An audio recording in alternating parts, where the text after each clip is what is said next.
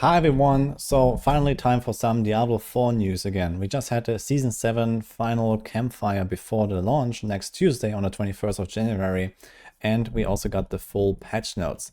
It is quite long, there's a lot of stuff in these patch notes, but I want to break it down for you in the shortest way possible. Now, TLDR is there are especially a lot of buffs. If you have not heard anything about Season 7 yet, there is a new season theme called Witch Powers. It's basically Witch Doctor Light from Diablo 3 packaged into like Malignant Hearts and Vampire Powers from Season 1 and Season 2 in Diablo 4. So this is roughly what it's going to be.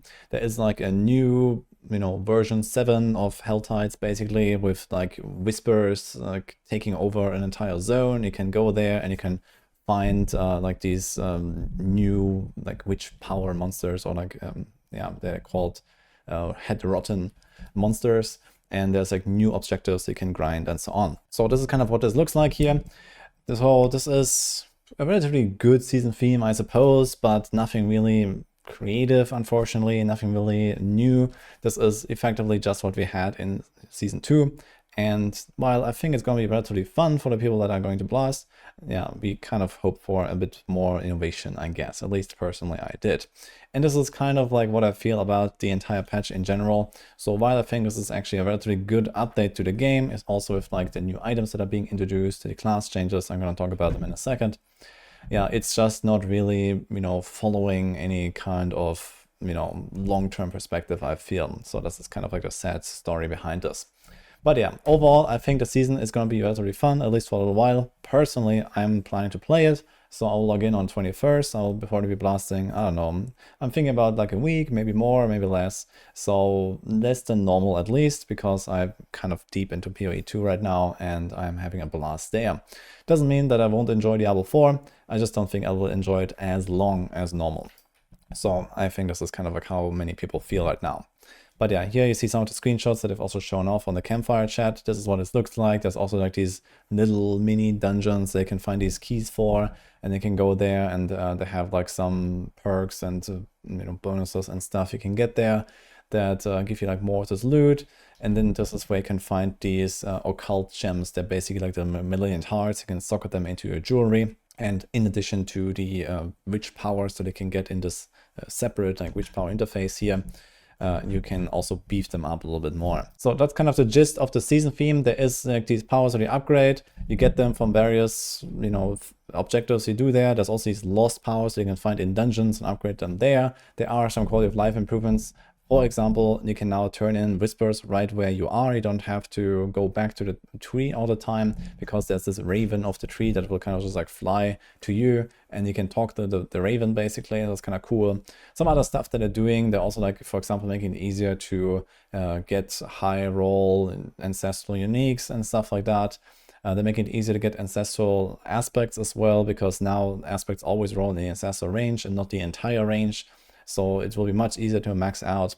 In general, it seems like they're kind of like turbocharging the progression with this patch, with every class getting massive amount of buffs, loot getting massive amount of buffs, and in general, I guess we are like pushing further and further towards like the Diablo 3 scenario here. Some other highlights of this patch, and especially on the balance side of things, also include that there is a lot of new builds, or like massively buff builds that are previously just not really a thing. Especially ultimate builds are pretty big this patch here, so I expect basically all classes, or most classes at least, to have some of their top builds be ultimate skill based. So this includes stuff like Death Trap, Rain of Arrows, Blood Wave on Necro, for example. There's more, but yeah, Cataclysm, for example, on Druid.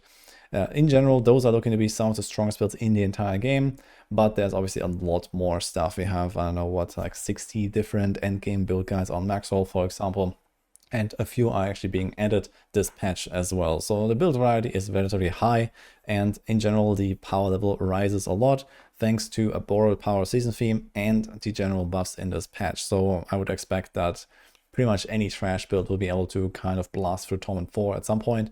And some builds go way beyond in the pit to probably like 120, 130 or so. And like We had the bugged Spiritborn with like the 150 clears, easy peasy, and it's not even unthinkable that some classes will legitimately clear 150 in Season 7, so I'm kind of excited to see that.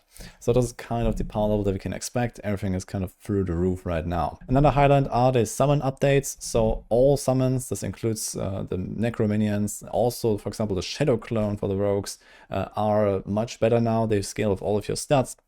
And you get even all of your lucky hits, all of the aspects, everything that works for your character should work for the summons. This is especially big for the Shadow Clones, and rogues are gonna be eating good this season with that. Yeah, there's like also other like changes for the classes individually. So for example, you have this here.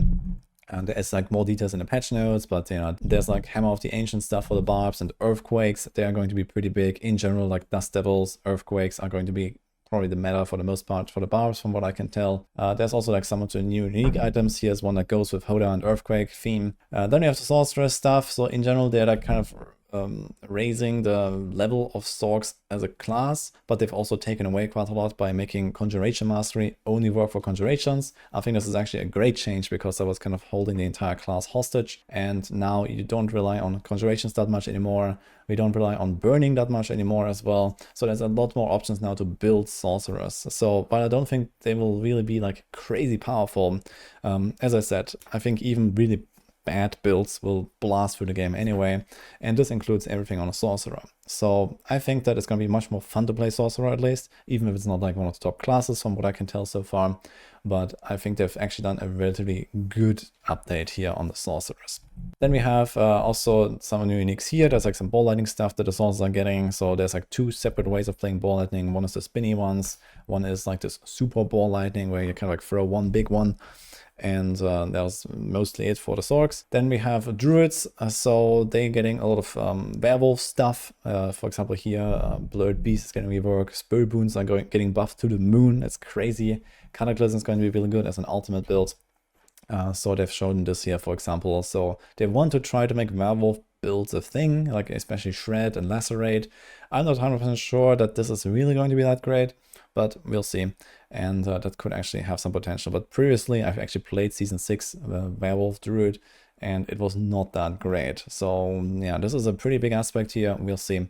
But in general, Druids are eating pretty well as well. Yeah, then we have Rogues. Yeah, mostly ultimate builds, and they're also getting some pretty big Twisting Blades buffs. Twisting Blades was already buffed several times pretty massively in the last few patches, and now we have another big buff here. So I expect Twisting Blades to be pretty good. Then the ultimate builds, and Dance of Knives is still there as a really solid farming build, for example, one of the fastest probably in the game when it comes to like speed farming. So Rogues have it all kind of. And yeah, Shadow Clone being actually a thing now. You can see here a screenshot, for example, that showed us off. We have now Shadow Clone actually doing damage and actually working with aspects like the flurry aspect that you can see here with the two circles. They also showed the spinning blades or the twisting blades, so that stuff now finally works. It's going to be pretty fun, I think. I'm probably going to start a rogue myself. Then you have the Necromancer. So as I mentioned, Blood Wave is really huge. I think in general, like overpower meta, not just for Necros, but for all classes is going to be a pretty big thing. And the Necros are at the forefront here. So they're getting like some Blood Wave uniques. I guess the biggest one here is this one, where you get two Blood Waves that kind of converge in the middle and do like massive amounts of damage. Basically, you can like ramp it up. And I think this is going to be very strong. So this is maybe one of the strongest builds out there from like my expectations right now, at least. Other than that, Necros are also getting a bunch of mobility upgrades again. So I think they're not going to feel that clunky anymore. We have the summon buffs, and generally they're just looking really strong. There's also other buffs to like Sever, Blight, whatever. That's basically for everything. And lastly, for the Spiritborn, so they actually didn't receive that many changes. They mostly just bug fixed the Spiritborn. So that includes the Viscous Shield, and also the maximum resolve stacking is no longer a thing at all. The temper has been completely removed. A bunch of stuff like that is gone. So Spiritborns are now actually kind of balanced. Blizzard said they were very strong in the PTR. I'm not 100% sure if they're really gonna catch up to some of the other top builds on the other classes, but they're gonna be solid at the very least, I would say. And they're also getting some new hope here for Razor Wings, and I guess Toxic Skin is still around. That should be pretty strong, and basically all of the other builds that we already had. And I'm also going to be working on especially a lot of Spiritborn guides on max roll. I'm probably going to make a Spiritborn after I play Rogue, maybe vice versa. We'll see. and then I'll check for some other classes as well when I play Season 7. Some other updates to know about is the Armory is coming. So finally, we have this feature in the game. A lot of people have been asking for this. This is a feature from Diablo 3. In case you don't know, you can like save your entire loadout, your paragons, your items. You see this here right now. And you can just swap to that setup with the click of a button. So you can have, different builds, or you can have different versions of a build. So you may notice, for example, from our Maxwell guides, we have like, speed farming and pushing and whatever. So you can do this kind of stuff. And then depending on what you are going for, you can just, do all the tweaks with one button.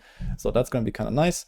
And it will help you to just, make more builds and tweak them more to your liking. So I think this is a much requested feature that's finally in the game. Some other small things, for example, here you can now craft random amulets and rings if you have too many gems, but it's also quite costly with gold, so I'm not real sure how good this is really. But you can like have a bit of like a material sink here. And as I mentioned earlier, so they increase generally the easiness of getting the best loot, multi-GA uniques. Now also increase the affix roll of the item, for example, so that when you have 4 GAs or 3 GAs, you're almost guaranteed to have like a really high roll, it seems. And similar with the ancestral items, so baseline drop rate increased, as you see, and with the ancestral items, the drop rate has been increased, and it's just always high-end aspect rolls, so it's going to be very easy to max them out. And a lot of people were complaining about that in Season 6. One thing that's worth noting here is that for the season journey, they're also giving you a pet this time. This is like a raven or something, like I guess going with the season theme. I don't actually have a screenshot now of the raven in action, but it is a pet, and it's flying around and helping out basically. And you get this when you do the full season journey. And lastly, another cool update is that you don't have to do the class quests anymore. Once they have done them once on your account, they will be unlocked forever, and you just automatically get the perks at certain level thresholds. So you see this at 15 or at 30. So that's usually where I get the powers. For example, at Sorc class quest, at level 15 and level 30, you get the stuff automatically. And this will also apply to the other classes. So like this, you can just kind of blast to level 60 relatively fast. You don't have to get sidetracked with that anymore. And it just helps you to progress to the end game much faster. So that's just my short summary on the patch notes so far. As I mentioned, there's a lot of stuff in there, so you might want to read through this if you're interested in a certain build. I will link this down in the description so you can go check it out. But I will also have follow-up videos. I'm going to be working on the guides, and we're going to publish them on Maxwell, including the tier lists, probably sometime later this weekend, since we just got a patch notes. You have to get to work now. And well, as usual, you're going to get the guides before the season starts, of course. So stay tuned for those. Stay tuned for some more videos. I'm probably going to be putting out a few Diablo 4 videos in the near future with build guides and whatever else you might need to know for the season. So I'll be playing it, I'll be streaming it, so feel free to stop by. And other than that, hope you enjoyed this, and see you guys next time.